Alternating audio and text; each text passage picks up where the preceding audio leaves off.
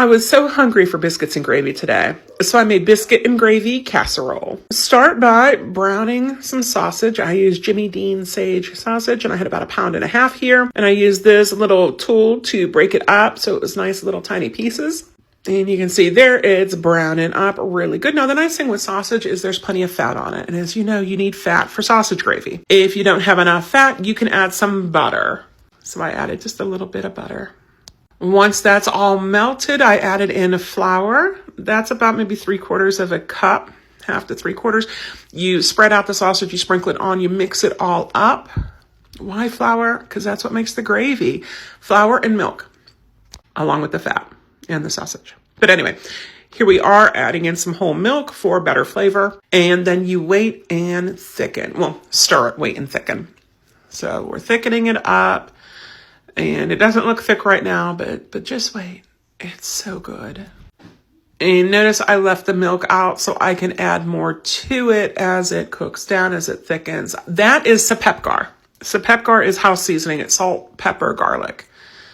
It's 2 salt to 1 pepper and 1 garlic. And I just make up a big bunch of it, and then I have it for whenever I'm cooking like this.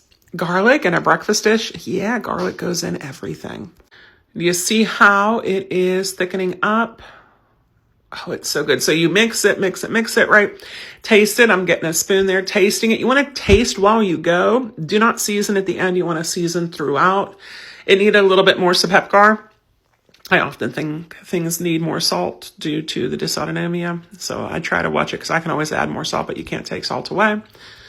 But we're adding some in, stirring it back up again, and then tasting it as it's cooking, as it's thickening, as we're playing around with it. How much? You just measure with your heart, love. And once I think I'm like, this is good. This is really good. Look at that consistency for the gravy. I'm like, okay, this is perfect. I give it one more taste and time to do the biscuits. Open up the thing of the grands and I'm cutting it like a tic-tac-toe board into 9 pieces. So each of I think there's 8 biscuits in here, gets cut into 9 pieces, and then sprinkle it all over the top of that cast iron. Now I did shut the heat off. So you can see there, I'm at the end. Those are not marshmallows. Those are biscuit pieces. They're bite-sized biscuit pieces. Now you can do the whole biscuit, but trust me, you want to cut it up like this. Putting it in the oven at 350 for about 20 minutes. You check it and you see if the biscuits are brown enough, because you know the gravy part of it is cooked thoroughly. You're just cooking the biscuits and browning the biscuits.